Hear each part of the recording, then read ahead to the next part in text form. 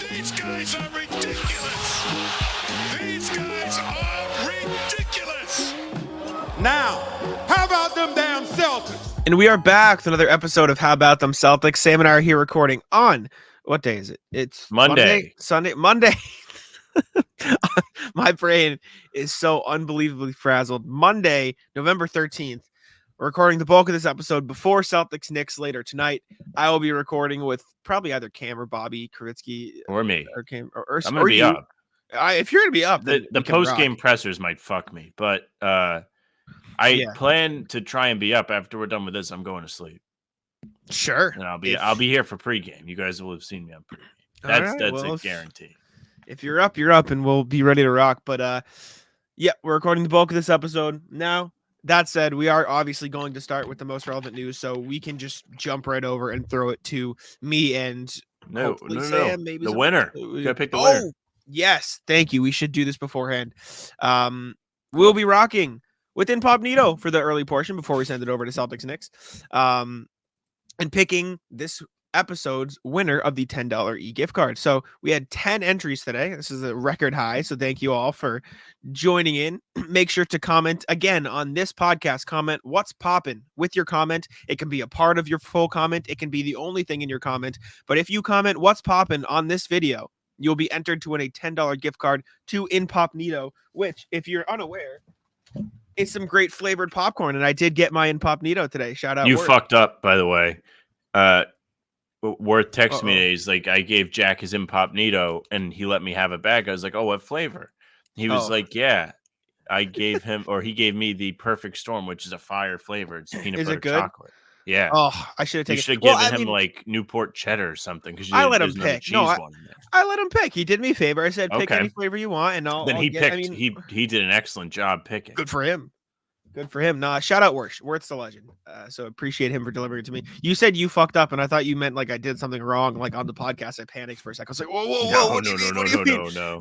I panicked. You can't be doing that to me. Anyways, comment what's poppin' on this episode. You will be entered for next episode to win a $10 gift card to Incognito, which is great flavored popcorn. Shout out them. But we are going to spin the wheel and see who wins this episode. $10. Let's see who wins it. Xavier, we'll be getting into contact with you. I'll respond to your comment on the YouTube. Let you know that you are the winner of this pod's Incognito giveaway. Again, if you would like to win yourself a $10 gift card to buy some fire popcorn, comment on the video what's poppin'. You will be entered for the next one. But can't go wrong. Zillion flavors. You're gonna hit.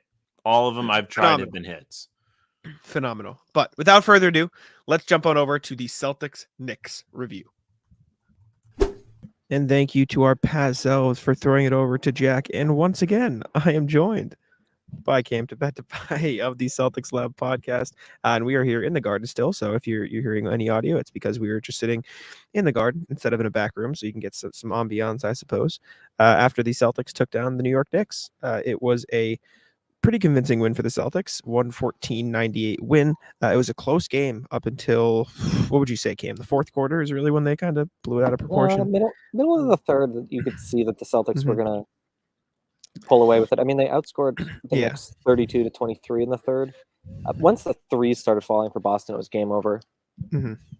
For sure. I mean, early on, Sam Hauser was the only guy who could make his threes. I think at one point the Celtics were 5 for 16 or something, and Sam Hauser had 3 of the makes on 4 shots. So, and all the meanwhile, the Knicks were making every single tough look you can imagine. So this was a real grinded out win for the Celtics. It doesn't, like, if you just look at the final box score, you think, oh, easy win for Boston, but this was like they had to work for this. Like this was a good win against a team that has, I want to say, like, has playoff aspirations. Like, I think the Knicks are going to end up being a top 6 team in the East. So this was a good win. Granted, missing RJ Barrett, but they shot what the Knicks end up shooting from 3. I know it was a ridiculous number. They shot 43% from 3. At one point it was 47, but I was going to say it came back to earth. The Knicks, I mean, the Celtics ended up shooting 44% from 3 for 3 quarters of the game, if not more. The Knicks were by far the more consistent team from 3, and 2 trends kind of intersected at the right time for the Celtics. The Celtics started hitting their shots, and the Knicks cooled off just enough for Boston to, like, finally dominate the game. Because the Celtics had a lot of luck inside. They were the better team inside, but the Knicks just were hitting their shots. They got open here and there, but I mean, Mazzulla said so after the game. They hit a lot of contested threes too. They were a really good shooting team, and 44% is a pretty good clip. Or whatever it was, 43% for them. The Celtics really came alive. I think they shot 50% from three in the second half. So, 44 in the game. Yeah, the Knicks really good game. Good game to watch or good game for the Knicks? It was weird. Like I was talking to Bobby Garitsky up there, and like the fourth quarter rolled around, and we were like, "Wow, this game's going by fast." Usually these like grinded out slog games, which it like felt like at the time, don't go like that, and they're usually like, "Oh, this is taking forever," but it was moving pretty smoothly. And I mean, we can talk about some of the individual performances now. Tatum was solid, in the first quarter, really slowed down in the second. And then in the second half, he was just like, all right, it's Jayson Tatum time. I'm just going to, do that thing where I beat up your entire roster and you can't really do anything about it. So, I mean, he ended the game with 35 points, 6 rebounds, 7 assists, 13 of 23, 5 of 12. And it felt like he got off to a super slow start. And it was like, I mean, it's not like he was bad. He was making his layups. He was cutting to the rim. He was doing fine. But like, this felt like one of the Tatum games. He started the game 0 for 6. 0 for 6 from 3. He made his layups and stuff in the first quarter, but from like it felt like this was going to be a meh Tatum game, and then you look down at the box score and you're like, oh, he's just got 35 points. That's cool. Wow. And obviously he had that explosion in the fourth quarter that kind of sealed the deal. But I mean, this is the type of, I'll put it this way, this is the type of performance you need to see in an MVP season, because it's like he was so good and you didn't even realize how good he was. Yeah. To your point, not that that's the takeaway. The game is only 2 hours and 11 minutes, which is on the quicker side, nearly as quick as Saturday's game, and that one really flew by. Yeah, I mean, I think Kristaps really and Hauser really kept the Celtics alive in the first half. And it was like a tie game, or the Knicks were up 1 or 2 or whatever. But then Tatum really put the team on their back. And when Tatum's good, I mean, as is the case with every other best player in the league, when your best guy is hitting shots as consistently as that, everything else is smoother. Credit the Celtics for just like smoking the Knicks in the paint. The points in the paint stats, I think the Celtics were like a plus 20 in that category, but as is often the case in the NBA, it was the best player got hot at the right time to ice things. And so whatever the final score was, 114-98, to your point, it wasn't as much of a blowout as it might appear, at least not until the very end. Definitely. I mean, Tatum was fun, and I think the point you made about Porzingis and Hauser was particularly interesting, because obviously the Celtics, like you said, they shot really well in the paint, and that was really all they had in the first half because they weren't hitting their threes. And so if you're the Knicks, you have to account for that.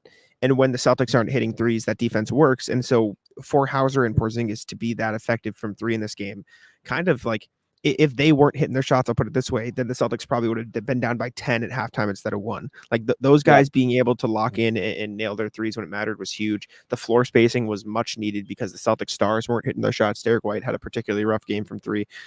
He shot just 1 of 3.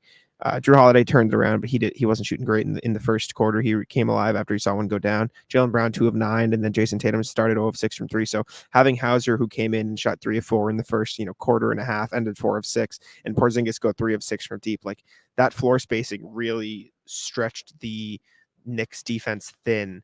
And because they were able to make those shots when nobody else was hitting it, like it kept the Celtics in a game that it felt like they should have been losing. Yeah, it's hard to feel too worried when the team is 8-2 or 7-2 or whatever. They're 8-2, right? 8-2, 5-0 at home. 5-0 at home. With like a pretty serious differential, so it's hard to be nitpicky. But I am cognizant of the fact that let's see here, Joe Mazzulla played not that many bench players. Al Horford, Sam Hauser, and Peyton Pritchard were the only bench players to see action. Horford and Hauser played 20 minutes plus, so that's kind of nice. And Pritchard almost played 20 minutes. The numbers are misleading because Pritchard was on the floor with a lot of the starters. I don't know what he does on this team because if there isn't a second unit, it's more of a system thing. If there's not a second unit for him to quarterback, right? Like if there's always a primary playmaking starting player on the floor, be it Derek be it Holiday, be it Tatum, then Pritchard is going to be the second ball handler. And I don't really see him as like a catch and shoot 3 option because he's not getting open in that way. I feel like the spacing with Pritchard on the floor when he's not the point guard is not correct yet. And maybe problematically, or at the very least, just kind of in an odd way. Like there was a funny stretch.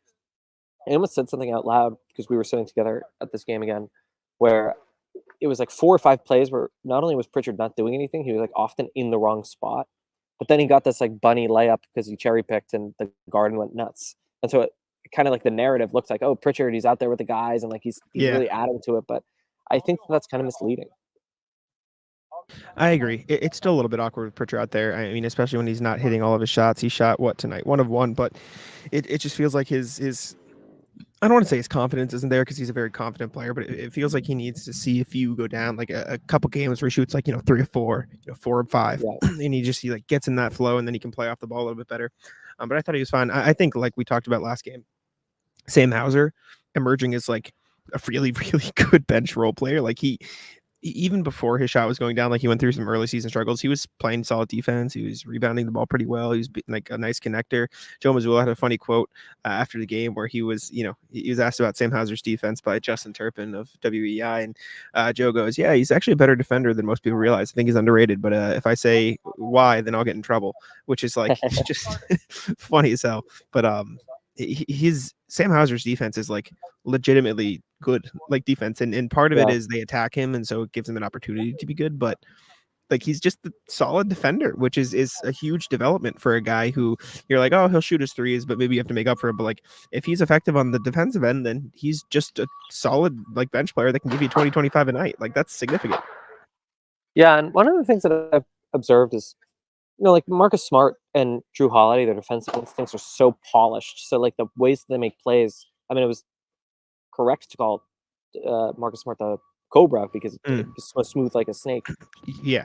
Derek White, I feel like often his not defensive plays like the blocks or whatever, but his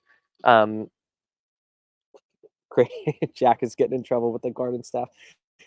Derek White, some of his bigger defensive plays like look a little awkward. Like it's kind of surprising that he's in position to make those plays. And Sam Hauser kind of also ends up in that position. That Sam Hauser makes really smart defensive plays, but not for maybe the reason that Mazzulla is identifying, but just sometimes it looks plucky in a way. Maybe is the right way to describe it. Just for people who are listening or rather watching on YouTube, we are sitting courtside right now, and we're just observing people tidy up after a game. Yeah, I feel like I'm in the way.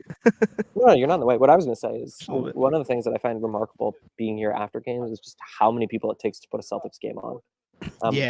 When they have to turn this into a hockey arena, it's unbelievable how quick, efficient, and well staffed it is. But even right now, I mean, you might hear and see behind us this, but like I'm always so impressed by like the people behind the Celtics brand, like making this work. I mean, they technically work for Delaware North for TD Garden, but same but different. Still. So, anyways, for the people who are seen behind this, it's a funny distraction, but also I think a really impressive one. Yeah, no, 100%. So many people in and out of this building that you really don't realize. But wrapping up the game, I think we covered most of the main points. Just a tiny development we don't have to discuss in full, but Tatum coming into this game was like by far and away the best plus minus player in the league. And like the whole thing was like, oh, can the rest of the Celtics keep up tonight? Plus 12 for Tatum, and you had plus 17 for Brown, plus 19 for Porzingis, plus 14 for Derek White. So like, I think you felt, even though Jaylen Brown didn't have the best shooting game, you felt like, okay, the Celtics are still good without Tatum. And I think that's important as far as the Knicks, because we really haven't talked about them specifically. Jalen Brunson makes more tough shots and like gets up quicker for his jump shot than any player in the league, almost like 26, 10 of 21, 3 of 7. He was awesome. Julius Randle put up another tour date, 7-19. Shout out, he's coming to Boston in July. Josh Hart, though, is what I really wanted to just briefly touch on before we get out of here. That play on Drew Holiday was maybe one of the funniest things I've seen on a basketball court. Yeah. Where he just missed a three, threw it off his back, and then made the three. Josh Hart's just goofy, man. I think he's good. He's good. I think really present when he plays. He has fun. I mean, basketball's fun, right? Like, if I can find it. Let's see. Yeah, it's fun. It was really run your fun. magic. I Let's mean, see if I can get it up in we'll, time. Let's we'll see if close with the fun play, but I guess I'll share a thought, which is I'm still not sure the Celtics have beaten a good team. We said this the other night. I mean, the Raptors beat the Wizards, so maybe they're not as bad as we thought they were going to be. But yeah, still waiting for like a signature win or like a really impressive win from the Celtics. But let's close, because speaking of people who work, I got to get up in the morning. So let's close with some levity. No, I want to watch the play. Oh, sorry. I watched it a couple times. I thought you had already seen it. My bad. Let's close with this Josh Hart play, which I tweeted out after it happened. I said, "Wow, Josh Hart made just a really annoyingly good play," because that's exactly what it was. Like this was one of the plays where no matter who you root for, you just kind of look down and be like, "All right, sure, that's gonna happen." He just throws it off Drew Holiday's back, sinks it 3. And while we're here, can you imagine if the Knicks had won? Right, and just right before we go. Last thing we do, since we're talking about annoyingly funny plays, we're gonna watch Isaiah Hartenstein make a 3 at the end of the shot clock, because this was also just ridiculous.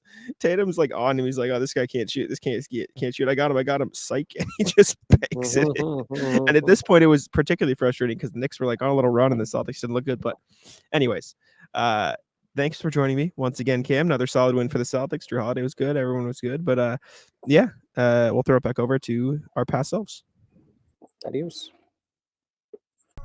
Get ready for the NFL season with incredible offers from FanDuel, America's #1 sportsbook. Right now, new customers can bet $5 and get $200 in bonus bets. Guaranteed. That's guaranteed. Plus, all customers who bet $5 will get $100 off NFL Sunday Ticket from YouTube and YouTube TV. Now is the best time to join FanDuel. It absolutely is. The app is easy to use, and you can be on everything from spreads to player props and more. So visit FanDuel.com/Boston. Kick off the NFL season with an offer you won't want to miss. FanDuel, official partner of the NFL. All right. Thank you to our future selves, or whoever I was with. Hopefully Sam, but we'll see. No complaints if it's Bobby or Cam either. If it was one of them, thanks for filling in. We appreciate you. But anyways, we're going to talk about right now is Dennis Schroder, because he was none too pleased with Mr. Joe Mazzulla in the Celtics' recent Raptors game. Obviously, by the time you're listening to this pod, the Celtics will have also played the Knicks. And at this current moment, when we're recording this, we don't know what the outcome was, but our future selves will. But in the Raptors game, Dennis Schroder, or Joe Mazzulla, I should say, called a timeout to challenge a call in the final minutes of the Celtics blowout win over the Raptors. And Dennis Schroder was basically, "What the fuck, dude? You're beating us by 30. Why are you challenging a call?" And Joe Mazzulla's explanation after the game was, "I want to treat all the players the same. I want to coach the game the same when the bench guys are in the game that I do for the starters. And so I would have challenged that call for the starters. So I'm going to challenge it when the bench guys are in the game." It led to a big scuffle. And Dennis Schroder, again, went over to the Celtics and was like, "Hey, what the hell? Why are we challenging this?" And everyone got mad. Thad Young got in there as a veteran he is and said, maybe you don't do this, blah, blah, blah.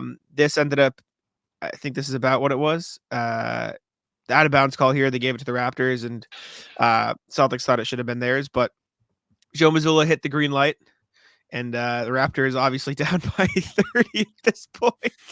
We're kind of mad. What's your take on this? I kind of think the Raptors are right, to be honest. Because this is some shit Nick Nurse would do. It okay. Is. Like, the game's over. You don't need to challenge. Like, just call it a day. Let the clock run out. It's like when a team's down 10 and they're fouling with like 30 seconds to go. It's like, just let the game end. You don't need to make it a long, drawn out process any more than it already is. This is like your don't intentionally foul when you're down by 7 rule. Yeah, exactly.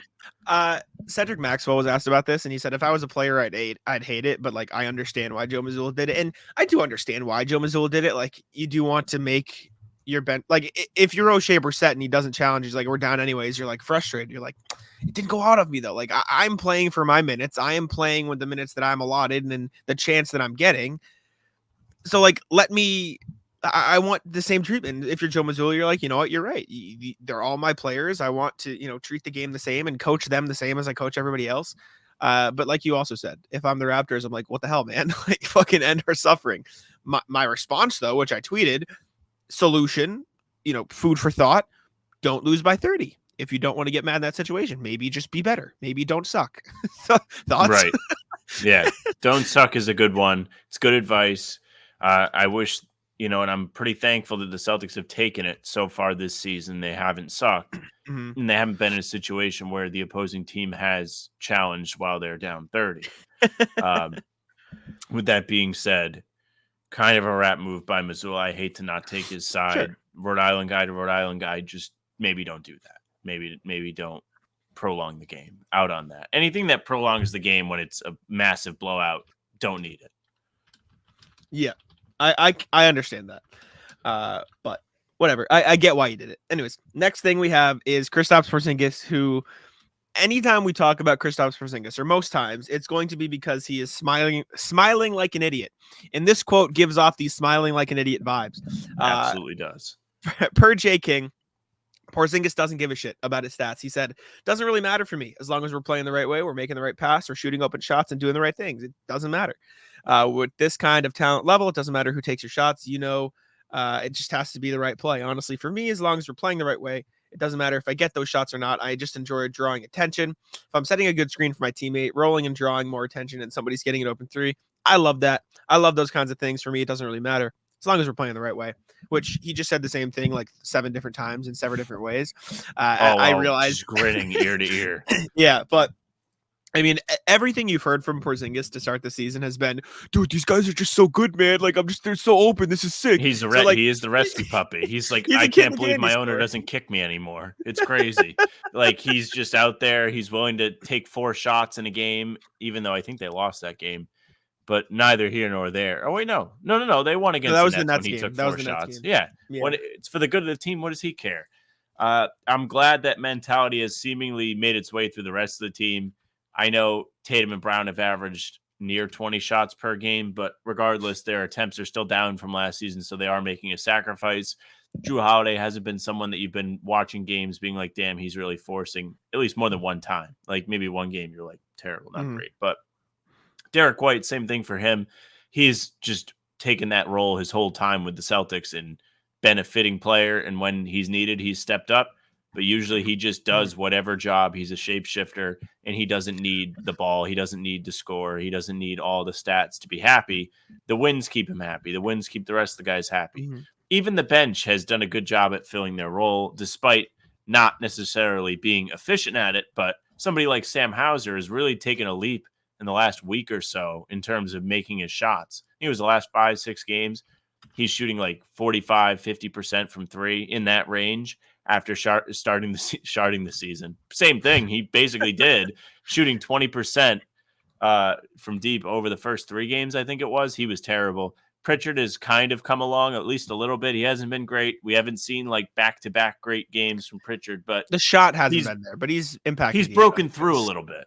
Yeah. No, I mean, it's almost weird because you mentioned Derek White, and when you said that, I kind of thought about Porzingis in a similar light. Like, Derek White's a role player. He just is. But he's like closer to an all-star than the traditional role player is, if that makes sense. Like, he is good enough to probably have a bigger role than a role player, but because of his standing on this team and how talented it is, he's been a role player. That's kind of like what Porzingis is now. He's just setting screens, rolling, and shooting open threes, and with the occasional post up when the matchup allows for it, right? He's not going, dribble hezzy too often. Like, he's not controlling the ball super, for long stretches. He's playing his role, but because he's such an elite player, he looks like a star in his role, and that's because he is an all-star caliber player. So I think how talented the Celtics are this year allows those guys to – it's almost like how Tatum has cut down his shots, but he's averaging just as many points more efficiently. They are cutting down their shots, but they're getting the same production because their shots are so good, because the looks they are getting are so – high quality that they are putting up the same numbers. Like, Tatum's only taking 19 shots a game this year. Brown's at 18.6. And then everyone after that, Kristaps is only at 11.6. Drew Holiday's at 11.3. Derek White's at 9.6, and then Sam Hauser's at 6.4, and he's the next highest. But like Tatum shooting 52%, Jaylen Brown shooting 46.7%, which is up. Kristaps is shooting 55.8%, Derek White 50.7%. Drew Holiday's the worst, and he's still at 44.1%. And then Sam Hauser's at 48-45 splits. And then all those guys from three, Holiday's struggling the most at 33%, but after that, Tatum 39.5, Jaylen 38.2. Kristaps 39.5, Derek White 42. What, like, they're all shooting so efficiently because while they're not getting as many looks, they're getting such high quality ones. And if you're Kristaps Porzingis, yeah, you're not shooting the ball as many, but the shots you're getting are like fucking, I'm just fucking open, man. And he says it, he's like, I'm open, and it's fun. It's really fun to watch. The man's just in disbelief out there. He's like, damn, my team's not 15 games under 500. What is this? He's hyped. It's either his team was 15 games under 500 or he's standing there while Luka dribble. Either step back or pass with no time on the shot clock, so you have to take the shot. Yep. And if you would like to see us talk more about Porzingis with Jaylen Brown specifically, we just dropped a video on it, and people liked it. And people liked the video. And apparently, from what I've read, someone commented, I've heard the NBA, hasn't been clapping people as much for copyright because they like the promotion. No copyright clap for us. Nothing. We're in the clear. So you might be seeing a little less of the copyright film if we stay good here, which I know some people. Biggest chat W of all time. Like we had let's say 15 people all just simultaneously pump their fist. Because people on the videos hate the copyright thing, even though I think Jack does a pretty good job of making it where you can still see it. The people are like, are you guys serious? Some guy was like, I'm not watching anymore. You guys sold out or whatever. I'm leaving. Also, how about the guy that he told you were disrespectful to Cam?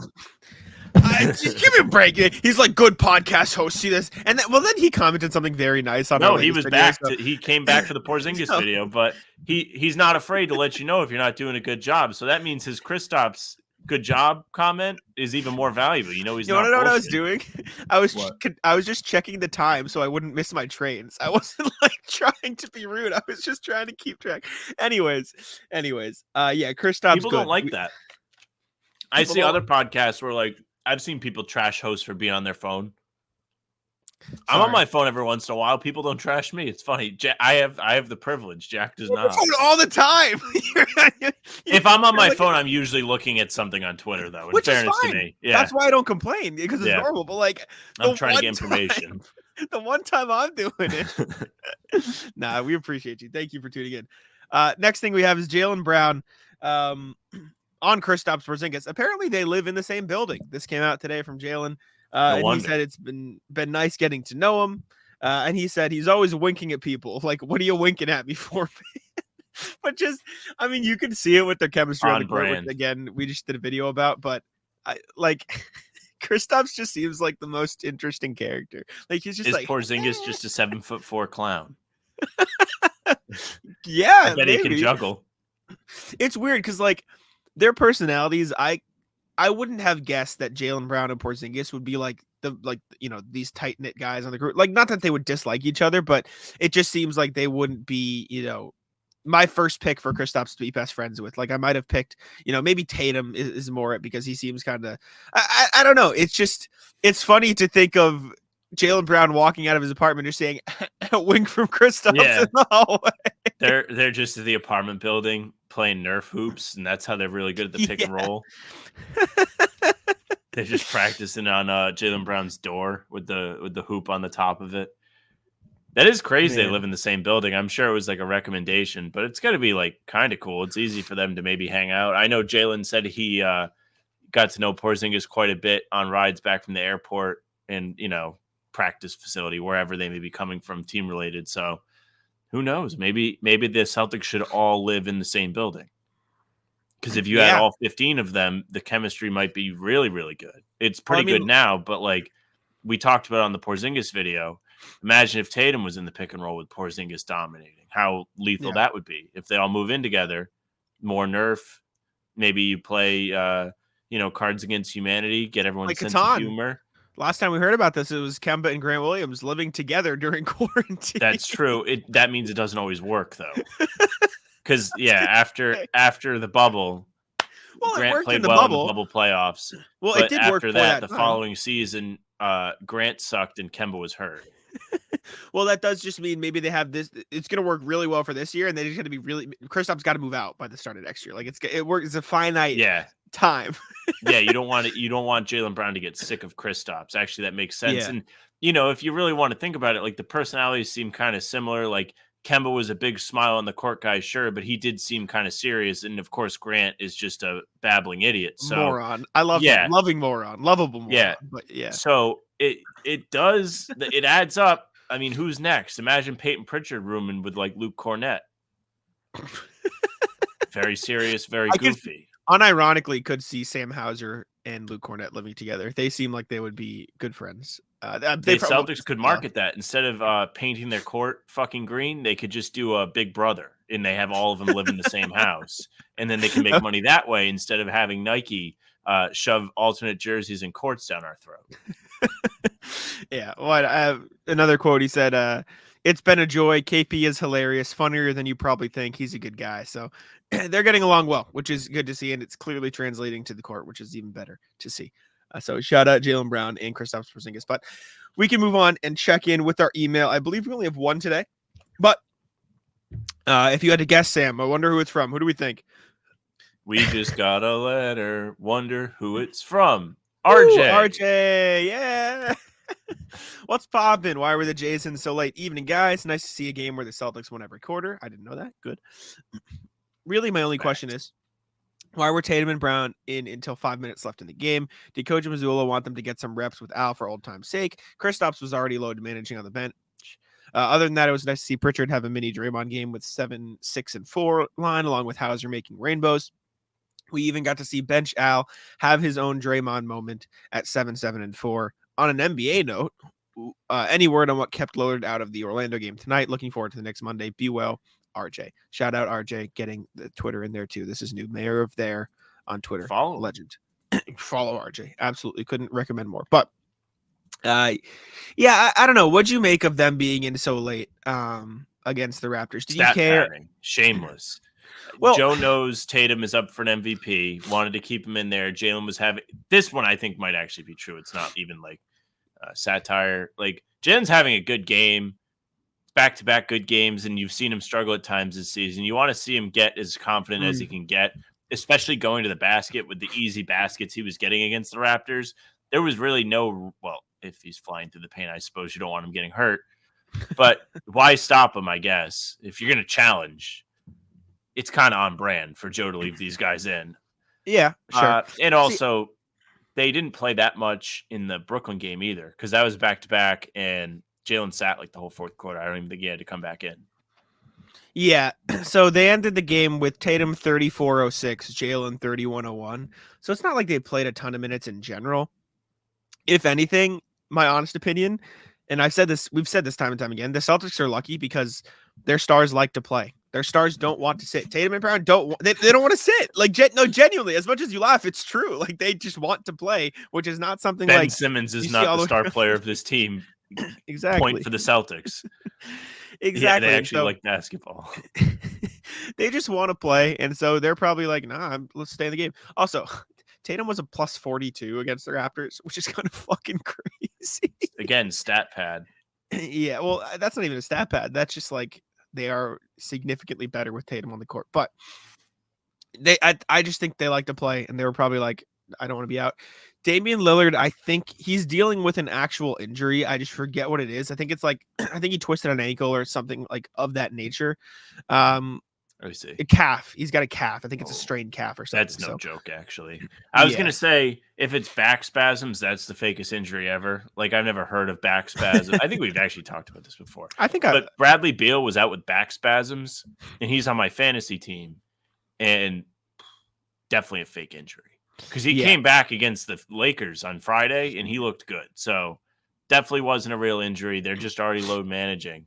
And they're trying to get away with it because there's the new rule, and Devin Booker's also out. Yeah, Dame is probable for tonight's game as we're recording this against the Bulls. But it says right calf injury management. So he probably just had like a strain or a really bad cramp in there for a few days. And again, like Sam said, calf strains, no joke. That shit hurts. Not a joke. But speaking of the Bucks though, and let's just jump right into our NBA look around as we do every podcast. The Bucks are they're not so hot. The Bucks are currently Bucks bad. falling down the standings. They are 5-4 on the season on a 2-game losing streak. They lost to the Pacers and the Magic in back-to-back games with Damian Lillard out. Giannis put up 54 and then 35. So it's tough to really point fingers and say it was his fault, but they have not been winning. They're not very good. The defense is struggling. Tyrese Halliburton fucking cooked them, and then they lost to Jalen Suggs. Not great right now for the Bucks. They're not doing too hot. I think it might be growing pains. Hope Probably. It's not, but I mean that's what happens when you shake up your roster so much. You know, like. Mm-hmm. You're gonna have to deal with guys learning how to play together, guys struggling and losing games, and I mean Dame's already out with injuries, so that plays a factor into them losing to Orlando, who are a decent team. But like Milwaukee's struggles are less legitimate than a team like I don't know, Detroit, sadly. Sure. Right? Yeah, they're not bad. That's a bad example, but like maybe more so like a team like the Clippers, right? Yeah. Even though the Clippers have work to do and they have a new piece in James Harden, they weren't playing great before that, right? Mm-hmm. So, I don't know. I think Milwaukee will be fine. It's going to be a pain for the Celtics. And even if they're not fine, it's like you got their replacement Philly, who's won 8 in a row now, including a game over the Celtics. The Celtics will Philly's see them real Wednesday. good. So keep your Philly's real Celtics good. have a little chip on their shoulder going into Old Wells Hopefully. Fargo. Would be pretty cool. I should be there for that game. Hopefully, fingers crossed. Should be fun. Have fun. I hope they beat you up when you're walking in. Fans. Respect though. Respect to Philly fans because they care. The Bucks are currently 25th in the league in defensive rating. That puts them. That might not fix itself. That puts them right next to the Wizards for context. Wizards not a good team to be associated with in any stat. No, not at all. That is except for maybe lottery odds. That's it. Yeah, that's pretty horrendous. Their defense has been bad, and the biggest thing I've seen people getting mad about, in terms of Adrian Griffin, for the past 6 years, the Bucks have been first, second, sometimes like once they were third, but first or second in rebounding. They're 29th in rebounding this year. That is a significant difference. What? Maybe Brook Lopez old. Well, the thing I've seen is with Drew Holiday not in, Giannis has been guarding the perimeter a lot more. And he's not in there getting rebounds. But also, like, I mean, to go from first or second to almost dead last in rebounds, once again, the only team worse than them is the Washington Wizards. Not a good thing to be associated with at the moment. The Washington Wizards, by the way, who literally don't have a center when Gafford is not playing. Daniel Gafford is not playing. And also, not for nothing, Drew Holiday, excellent rebounder, at least this season. So that's another way that they fell off in that category. For the Celtics, he's grabbing 7.5 rebounds. Career high. By far career high in rebounds. He said, I saved them all up for this year. His career high was 5.1 before this, and that was last year. Now he's at 7.3 so far. So good for Drew Holiday. Taking a big leap in that category. And also 5.9 assists, also pretty good. For a team Triple that double threat. Puts I wonder as much. I don't know if I can bet here, but triple-double odds on Drew Holiday might be in your favor. Could be okay. Could be all right. Bucks are also second to last in assists. The Wizards there? No, it's the Blazers. The Wizards are actually a decent assist team. They are fourth in assists per game this year. Who's fifth? Give them that credit. Fifth are the is Celtics near them? Utah Jazz. No, the Celtics are 17th in assists per game. Okay, all right. They have distance. That's good. That's good. Just don't be close to the Wizards. The Bucks are just... not good right now. That's just what it is, and we'll see how that adjusts throughout the season. But they're struggling. Also struggling the Clippers. We talked about it last time. They lost again last night. What is this now? 0-4 with lost Harden in to the the Memphis Grizzlies. Yeah, the now 2-8 Memphis Grizzlies. Yes. Shout out Marcus Smart. Beat him by 4. Super cool dive. Made a cool play. Yep. Yep. Desmond Bane killed him with 27 points. Excuse me. Sorry. James Harden, 4 for 12, 1 of 7. James. Oh sounds like playoff game. Game 6 or 7. Very similar. Context here, Sam. The Clippers lost by 3 or 4, 105-101. Yep. What was James Harden's plus minus on the night? There's your quiz. Minus 17. Minus 28. Oh. That is impressively bad. That's next level. Kawhi Leonard was a minus 18, not much better. Paul George and Russell Westbrook both positive plus minuses, but yeah, it's bad. That's so bad. That experiment not working out too well for them. And Philly, meanwhile, is fucking dancing. Tyrese Maxey last night, 50 points. That was a stat pad. He's Fake fucking 50. nasty though. But I don't care. He's gross. He's so good. He's so Daryl good. Morey is the winner in all of this because Harden was being a dickhead, and they went back on. They said they would pay me and all this, and it was like now they have to trade me, and no team wanted to trade for him. And now you're seeing why. You're also seeing why Daryl Morey didn't want to pay him. So like if Harden goes to LA and starts playing well, then they're like he should have paid him. Blah blah blah. Now they're like literally give him the minimum. Westbrook should make more money, whatever. Like he's been terrible. He has the Dallas Mavericks guy roasting him, all accurate. So funny. And just tore him to shreds like we talked about last time. What a disaster the Clippers are. Feel bad for Steve Ballmer and his toilets. I do like him, but also this is retribution, Mm-hmm. He really ruined a great thing in the summer, and you shouldn't have pulled out of the deal. Shouldn't have pulled out.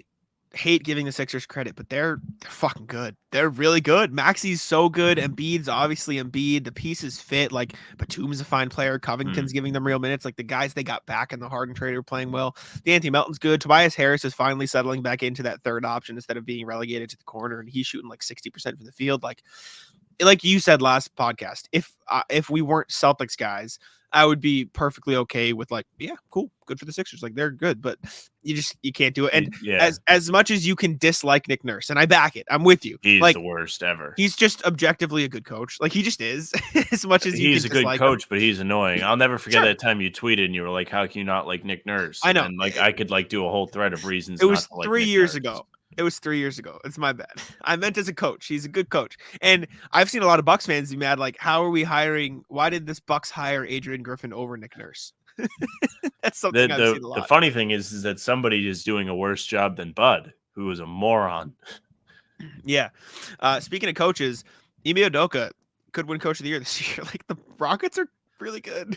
6 in a row for the Rockets. Yep. I haven't really paid attention to their stats. I suppose I can go and look right now, but I didn't think the free agent pickups were good. I'm happy that they are kind of looking like they're turning a corner for the last 6 games at least. They just beat Denver. They beat Denver. Yeah, they did. What a win. They are Şengün, dog. Mm-hmm. They are one of 4 teams currently with a top 5 defense and offense. The others being the Sixers, Celtics, and Nuggets. So that's pretty good company to be in if you're the Rockets. If you're a top 10 defense along with 3 of the best teams in the NBA, you're feeling pretty good about yourself.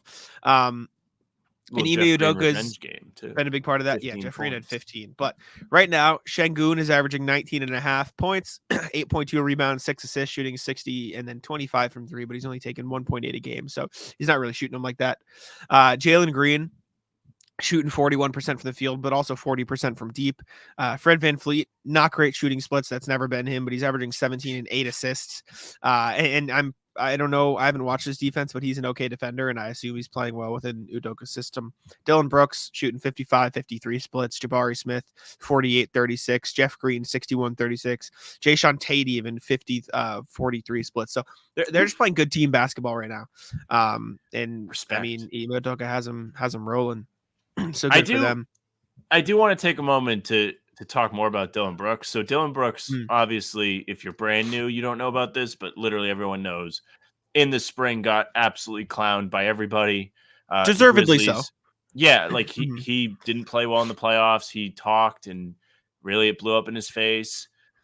Grizzlies essentially told them under no circumstances he would come back to the team. So he joins Houston. I think he played well in the World Cup. He got Canada to the bronze medal game, which was not where they thought they'd end up. But, I think he played okay. But he really, really, so far, has had a great start to the season after just being ridiculed, told learn to Chinese, like all this stuff, all the jokes, everything. He went and got better. Like, that's really, really cool. Good for him. Could be very fluky. In 2 weeks, he could be down to 30% from three. Who knows? But right now, 55 and 53 through 9 games, kind of sustained. Good for him. He's not being asked to do a whole lot. He only took 6 shots yesterday against. He's playing defense, though. That's all he needs to do. That's really his job. So he's doing his role. Another thing, Heat, 5-game win streak. They're bringing it back. Bam Adebayo looks nasty. He's averaging 23 and 10 and 4 right now. Looked good against Celtics, too. Yep, shooting 53% from the field, 50% from deep, but he's taken like fucking 2 on the season, so it doesn't count. Tyler Hero having a nice season. He just missed a game recently, but he's been efficient. The resurgence of Duncan Robinson, averaging 13 points a night. He's only shooting 35.7% from deep, but I mean, he's getting the minutes and he's playing fine. Haywood Highsmith playing well for them too. Their latest, didn't know this guy existed project. Same thing with Drew Smith, who's shooting 44% from 3. Jaime Jaquez getting real minutes, not shooting particularly well, but I mean, he does what he does. So they're playing well. Shocker. That's all I got for the Heat. Pacers still good. They just lost to the fucking Sixers last night, but when Maxey puts up 50, like, you kind of just go, what are you gonna fucking do? Like, not much you can do in that point. Bulls still bad. Fuck the Bulls. Raptors, rough. The Cavs are 4 and 5 right now. What do you make of that? Is that just like chemistry, building it together, tough schedule? Like, that's weird. I don't really know if it should be chemistry. They have mostly the same team. They added Strus and Niang, but besides that, Garland's back, Mitchell's back, Mobley's back, Jared Allen was hurt for a couple games. Okoro's actually playing well. Like, they shouldn't be a 4 and 5 team. They just shouldn't. They're probably the most surprising team that isn't really up to expectations. Like, even Milwaukee, if you told me they started slow, I would have been like, yeah, okay, I can see it. Cleveland, I would have told you there's no reason for them to have a stumble out of the gate start. They're lucky they're in the East because the West is such a dogfight. I mean, it's early, but all these teams really could get in the playoffs. Probably not Memphis, probably not Utah, probably not San Antonio or the Blazers. But besides that, 11 teams you could tell me got into the playoffs, and I would not be surprised. In the East, it's not really the case. If they could cut it down to 6 teams, that would probably be enough. You don't need all 10 getting in the postseason. Well, now you kind of do. Now there's a couple, like, we not to pat ourselves on the back. Pacers and Magic playing really well this year. 5 and 4 Magic, 6 and 4 Pacers. Like, they look like they're the real deal. The Hawks even look all right, which is kind of surprising to me. I wasn't too in on the Hawks this year, but they've got a top 6 offense, and their defense is 18th, which isn't as good, but it's better than past years. It's better than they have been. So, excuse me, you give them that credit. What else around the league? Last things before we go on to something else. Timberwolves have won 6 in a row. So just the teams that have beaten the Celtics are on fire. So, like, they've lost to good teams only. Which, I mean, you can say, I heard Zach Lowe say, like, they don't have a signature win yet, which is, like, kind of true. They haven't really had a really, really good win yet because they're just blowing out shit teams. Miami win was okay. They didn't have opening night was okay too. They beat the Knicks. Knicks aren't terrible, but they're like not a bad team. It was an impressive like stand at the end of the game. Exactly. Sure. Yeah, I get it, but they have another crack at Philly tomorrow, or when you're listening to this tomorrow. Yeah. So we'll see if they get it done. We'll see what happens. But moving on to some other NBA news, the Nuggets have extended head coach Michael Malone. Mike Malone's fire. To what I say, duh. Yeah, no shit. Like, obviously, like, the Nuggets are probably the best team in basketball. You're going to, obviously going to extend the head coach who has brought them through everything, helped develop this talent, developed a rapport with Jokic and Murray and Porter Jr. and Aaron Gordon and Kentavious Caldwell-Pope and all these guys. Michael Malone's great. Good for him. Like, he deserves it. I don't know how long it is or any of the details, but it, like, I was surprised to see that he wasn't already extended. I'll put it that way. Like, this was the most obvious shit ever, right? Yeah, going into the year, I think it was not this year, but the next season was going to be when his deal was up, and there was a little bit of, wait, what? Why hasn't he been extended yet? So it's good they got it done. Malone's been excellent for them. He's a great character, talks his shit when they win. He had that little thing where like he was going back and forth with the Lakers. The Lakers were really hurt by the things Mike Malone said. Tough. And then they got whomped on opening night. So awesome from Mike Malone. Glad to see he's doing well. His dad just passed away, so it's good that he got a little bit of a boost getting the extension. Not to say he didn't deserve it, but good for him. Yeah, Michael Malone, fire. On some other unfortunate news, Kelly Oubre. This shit's crazy, man. This came in after the game, Celtics Raptors. Kelly Oubre was hit by a car. Woj tweeted he wild. Follow-ups have come in and said like he broke multiple ribs. He was, hit in the chest by the car. Tyrese Maxey after the game, like after he dropped 50, said like, dedicating this to Kelly, et cetera, et cetera. That shit's just like what the hell? Like that's insane. I want to know how you're driving a car and you don't see a 6'9" man. Like you can't really miss him. How do you hit that guy? I don't know if he was in the crosswalk. He wasn't in the crosswalk. I did not get to read the Woj story. I've been bouncing around here, so I haven't had him a lot of time, but I did see the news. Absolutely crazy to not see Kelly Oubre. Larger than average, larger than above average. Man, you should see him. Yeah, he suffered a fractured rib, according to Tim Bontemps, ESPN. Nick Nurse said he's back home and doing okay. It's a pretty traumatic incident, but he's home and resting fairly comfortably. That's where we're at right now. I mean, Shams also tweeted out with information. He said broken ribs and an assortment of bruises and cuts to his body after being struck by a car in Philadelphia. Oubre fortunately avoided more serious injuries, but will now miss significant time. From the Philadelphia Police Department, Kelly Oubre was struck in the upper chest area by a silver vehicle traveling at a high-speed rate on Saturday night. The car fled the scene. In addition to broken ribs, Oubre has injuries to his hip and right leg. That's just sucks. That's the scariest shit, dude. I mean, sure, you don't want to ever get hurt, but like if you're a basketball player, of all injuries, like ribs towards the top of ones, you'll be okay. Legs, you need those. Definitely need those. Sucks. And not that the context of like, oh, he was doing so well too matters, but like he was having a phenomenal. It does matter. For him. Well, I know, but not in the sense of not in the sense of like that's the least of his worries right now. That's the least of anybody's worries right now is the on-court stuff. Like glad he's okay, but like Oubre was playing great this season. 16 points a night, 50% from the field, 38% from deep, like making a real impact for that Sixers team. And now they'll miss him for a little while. Again, the most important thing is that he's alive, that he is okay. But like that shit, like that came across the timeline. It was just like, what the fuck? Like that's some scary shit, dude. That's terrifying. So I'm glad Kelly Oubre's okay, of course. But anyways, anything else? Do we have any other NBA stuff, or I think that was it? I don't think so. I have not been that active, but all right. I think that's about it. We can move into the rat list here. And Sam, would you like to kick it off? Yeah, I think we both have. This is going to be a long one, huh? We've got a decent amount of stuff here. We don't have to go forever, but yeah, we'll start with this. So I'm in Ireland. I'm on a trip, and I was at the store today looking for seltzer, and they don't have any seltzer in this country. I swear to God, they don't have any. I looked across like 3 different grocery stores. They do not have liter bottles of seltzer. They just don't. They have this crap that's like, which I thought it was seltzer. I thought I found some. It's that flat water it's flavored water. And like Propel. Yes. It's like a big Propel. Mm-hmm. It's not what I wanted. I don't know how the hell they don't have it. They have sparkling water. They just don't have any with no flavor. Like with minimal flavor, I should say. How do you not have this? This is a popular drink. People drink this.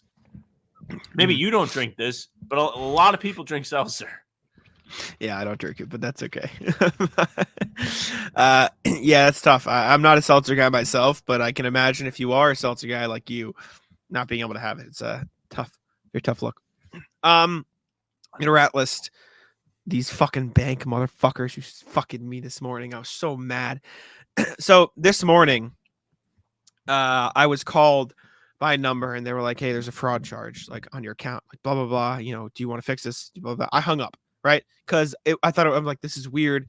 It's from like a standard number. What is it? So I check, and it is the number of my branch, like my bank branch location. So I'm like, okay, if it's coming from that number, it's fine. I call back. They ask, here's the information, blah, blah, blah. Do you need this? Do you need this? I didn't give like my social or like my full account number or anything. Like I'm aware of that, but I gave like, they asked, oh, here's, the last 4 digits of your card, or do you need this? Or like, what's your, we want to ask you for your password, but what's your username of your account? So I'm like, okay, this seems pretty standard. They know what not to ask. Call them. They go, okay, we just changed the password on your account. Try to log in. I'm like, okay, I did log in. Thank you. And they said, okay, we're going to hang up, call back so we can verify this just to make sure your phone number is correct, because my phone number for some reason glitched a few weeks ago and isn't attached to my bank account right now, so you can't send one-time passwords. So I hang up. They say call us right back. I called them right back, and when I called, someone different picked up because I called the number to the branch, and they're like, hi, how are you? I'm like, hi, you said to call back. And they said, what are you talking about? And I'm like, what do you mean what I'm talking about? Like, you said to call back. And so I said, maybe I talked to somebody different. And the lady was like, nobody here talked to you. And I was like, well, then can you transfer me to fraud department or something? Or like, can you put a block on my account? Because something's wrong. And so I called them, and they were like, yeah, we've had that. Like people can spoof numbers, so it appears to be the correct number on your phone. And so like some random scammers called me, and luckily my phone number wasn't attached to my account. So I couldn't give them the one-time passcode they were looking for to access my account, but they still were able to like get in and successfully change the password. And so, I mean, I'm fine. Like nothing got taken. My bank just canceled my account. They put a block on everything. My money's all safe and stuff. I just have to go in, get a new card, and make new accounts tomorrow. But it's just like, I was already stressed this morning, and Sam and I were supposed to record like 2 hours ago. And I was texting him like, dude, I don't know what the fuck's happening. So I was so angry. I'm so stressed, and I don't get angry often. And as you've seen on the podcast, when I do get angry, it's like emphatic. And so I was sitting in my room. I dented the shit out of my trash can. I just fucking punched it. That's good. I was getting so angry. And so, yeah, ratless fucking scammers who tried to take my money, but also get fucked idiots. You got nothing. Eat shit. You got fuck you. Well, they got your time. They did get my time. I was so angry, and I was just, it was disaster. It was a disaster morning, but yeah, we're okay now. No, we're safe. We're good. But that's the most important thing. I'm glad you're not out of money. No, we're good. We're fine. So, ratless, my foot all of a sudden started killing me on the flight. Get up, walking, it's just sore. I don't think there's anything wrong with it. I think it might just be tired. But like, I'm also just not gonna have time to give it a break because I'm walking around and stuff. And I ran today. Yeah. When I was running, it wasn't even bad. Like now, I don't think it's that bad either. But when I woke up today, holy hell, did it hurt? And it hurt all yesterday. Just I think it's randomly? the shoes I'm wearing. So I'm going with my running shoes. Yeah, That's randomly. so I don't know weird. what happened. I didn't hit it. I didn't slam it. Nothing. Literally, it was just That's like, super okay, weird. that's enough of that. So the foot is absolutely cooked. Kind So of. which foot is it? My right foot. That's so odd. So random. It's tough though. A rat list. I mean, I guess it's not rat list. I'll just talk about ball last night. I couldn't hit a fucking shot. I was airballing three. Yeah, it was bad. Well, no, I that's why I didn't say it. I did other things. Like I was cutting, I was running the fast break, I was hitting like layups in the paint, I was making the right reads. But like when it came to time to shoot a 3, Jack, it was fucked.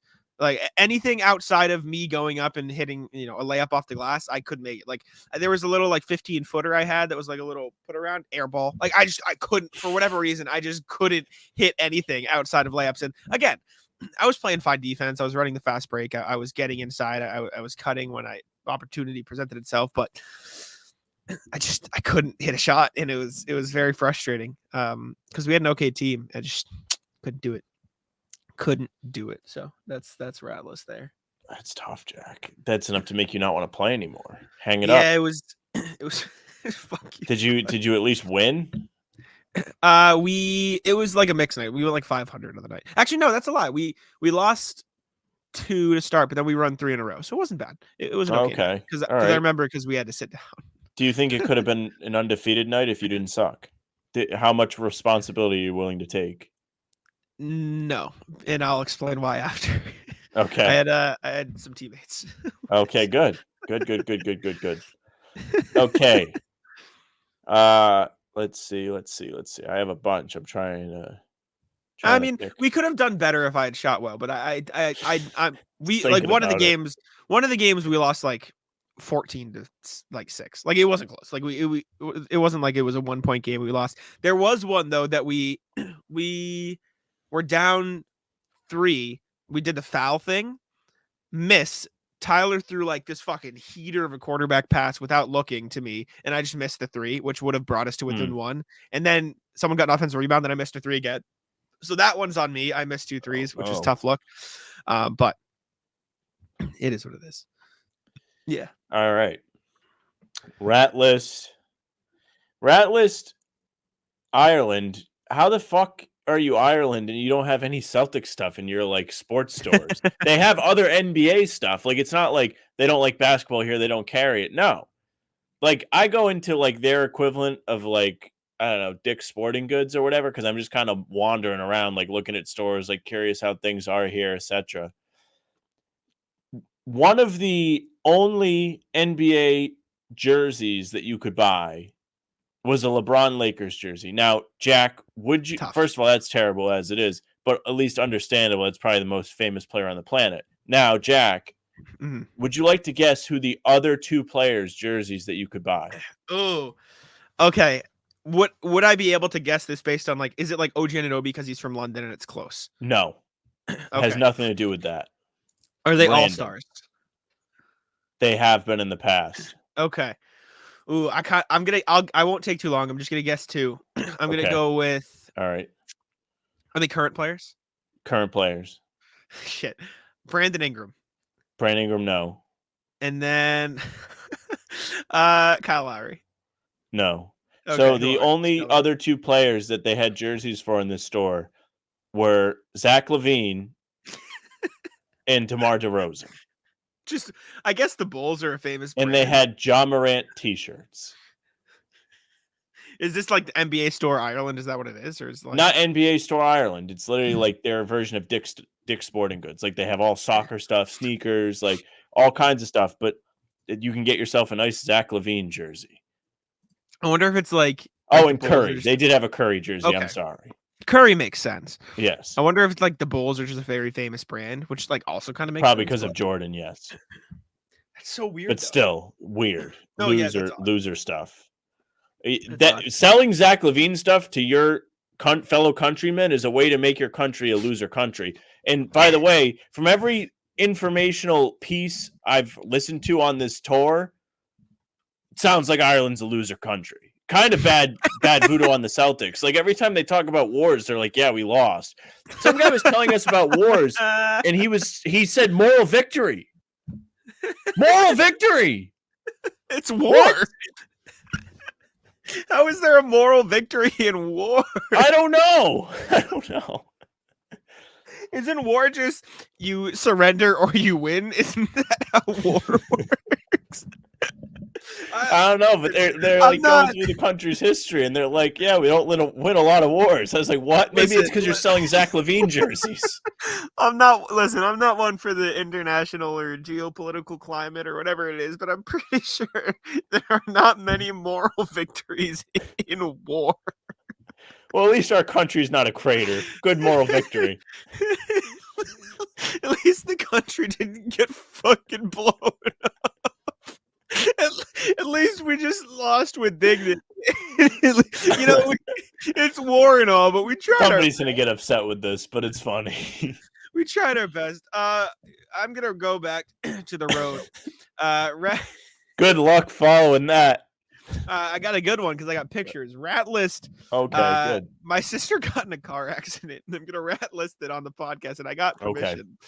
Okay. So, first off, my sister's okay. She's okay. They just got rear-ended. It was her and her friend. They're fine. Everyone is like fully healthy. No one got hurt. It's okay. However, she was terrified. She was very scared. But I'm gonna rat list it. Laughing at your sister. You're still laughing at war. I know you are. Yeah, I'm laughing at war. But so this is what happened. I'm gonna explain it here. My sister's friend was driving, and they were in the middle of 3 cars just on this road. Like there were 3 cars driving along this road, whatever. Somebody is coming the opposite way and is trying to turn left. So they are trying to cut across, obviously, the lane my sister was driving in. My sister's friend was driving in. The car in front of my sister and her friend stopped to let them go in the middle of the road. Like this wasn't like a stoplight. This wasn't like, I have a stop sign. This was stopping in the middle of a road, like a busy road, to let someone go. And they like slammed on the brakes to let them go. Don't know why. Right. And so my sister's friend has to slam on her brakes. And luckily she stopped quick enough to where it was, fine that everyone was okay. But the car behind my sister's friend did not. And so this is what happened. This was what happened to my sister's friend's car. I'll move Matt so you can see this. Okay, let's look. This was the end to my sister's friend's car. So they got rear-ended, swerved off the road, flat tires and stuff. And from this, you might think, oh, it wasn't actually that bad, right? Moral victory. Yeah, your car still is there. Here's the other person's car behind them. Not as much of a moral victory. Who won the accident? Well, my thing is, and I feel bad for this person. You got the license plate on the screen. Wait. I'll blur it. But my thing is, panic. You just went in the sheet and put please blur. I did. I'm putting blur license plate here so I can make sure not to dox anybody. But my thing here is it wasn't like, in my opinion, I don't know what insurance is going to say. I don't know what the police are going to say, whatever. I don't think it was this person's fault. You don't stop in the middle of the road to let someone fucking go. Like, that is bad unless you have enough time, unless like there's a gap and they are already going and you have enough time to slow down and be okay. That is like, okay, I'm going to slow down. You don't halt like traffic to let somebody go. That is how literally accidents happen. Like, that is. Yeah. Like, when we usually bitch about it, it's like they're inconveniencing us because we have to stop, but this is actually why it's bad. Yeah, you can't do that. That's so yeah, rat list. The person in front of this person in the blue car, because that's maybe you should okay. Actually no, it's not the blue car. If you had the person that stopped short's license plate, dox them, but you don't. Yeah, I don't know. Well, because they were unharmed. They just got a little tap from when the blue car hit my sister and her friend's car into their car. And I saw them over there, and they were like, "Oh, is our thing okay?" I'm like, "Is your thing okay? Do you see what you fucking did to the people behind you? You fucking assholes!" So yeah, ratless them. That's some fuck shit. So, do you have anything else? Just the Bulls. Just ratless the Bulls. Fuck the Bulls. I don't like writing about the Bulls. The Bulls suck. Stop winning games. Blow up the team. Ireland, stop selling their uniforms. Yeah, cut the shit. Stop. Yeah, you're bad. I'm so mad. It's unbelievable how fucking delusional the Bulls are. How is ownership and the team and everyone like, no, it's okay. Sometimes you don't have to win. You can just be good. But you're not good. You're not even like okay to being good. Like, I was listening to Zach Lowe and he was like, it is literally organizational misconduct if they don't trade DeMar DeRozan this year and don't extend him, because then you lose him for nothing. And it's not like you're playing for anything. You suck. They stink. They almost lost to the Pistons last night. And if it wasn't for a second quarter run by Ayo Dosunmu where he like changed the energy, you would have lost to the Pistons. The Pistons suck. You won by 9. Pistons sadly still suck. Bad. I'll be wrong about the Pistons every year because they're due. Has to be the year it's going to take the jump. Wrap us up so I can head into Boston and fucking do whatever. All right. So out of here. This will be a two-parter. These are 2 different points on my sheet. But please, before Jack arose from the flat of his bed today, whatever, I was killing time because I had some time. So I walked around where I'm at. I went into the mall where they sell the Zach LaVine jerseys. And I see this fucking guy in a Lakers Letterman. Why is this a rat list? Because it's a green Lakers Letterman. If you saw this guy, in Ireland, and if you saw this guy and you didn't have your glasses on and you can't see like detail, you would think he was wearing a Celtics piece of merchandise. So rat list whoever made that item, because under no circumstance should the Lakers get any kind of profit from something that is in Celtic green. It literally looked like a piece of Celtics merch. I almost like said, "Hey, can I take a picture of you?" Because I couldn't believe what I was seeing. You should have. So ratless to that guy. And then after I was done walking around the little mall, I go on my phone and I say, I would like a donut. Now, I had a donut yesterday. They have a few different donut shops here. I Google donuts near me. I Google donuts near me because I want to try different places so I can be like, this one was the best because I like donuts. It's like the little thing I get myself every once in a while when I want something sweet. Back-to-back days in this case. What are you going to do? So I find this one place. And it's a little bit of a troop, but I have time.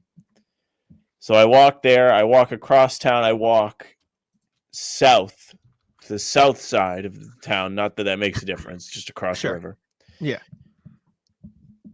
And the shop has perished. The shop is no longer even there. It's not even closed. It's just not there. Because if it was closed, I would have saved myself probably 15 minutes of well, maybe I missed it. No. It's just an empty, what do they call it? Unit with a for lease sign on it. No remnants of a donut shop. And I was just strolling around like a moron. I wonder what Chris Broussard would have to say about this. Dude, I'm fucking everything's funny this morning because I was so stressed out and I'm just laughing on fumes like an idiot. Oh man. Yeah, no, I agree. Fuck that. When shit's not there. How is Ireland though? Outside of the fact, other factors just general. How do you like it over there? Cool. It's fine. Whatever. It's fine. My takeaway when I visited there is they feel like they are 10 years behind. Just everything just looks older. Everything seals behind. Everyone's just smoking cigarettes everywhere. A lot of cigarettes. Yeah, a lot of cigarettes. That's a good take. It does feel like that a little bit. Like the signage is kind of dated. Yeah. Like the signs on shops, things like that. It doesn't feel as modern. I don't know, but England's similar. London is not similar, but other cities in England are similar. I got you. London is All right. New York.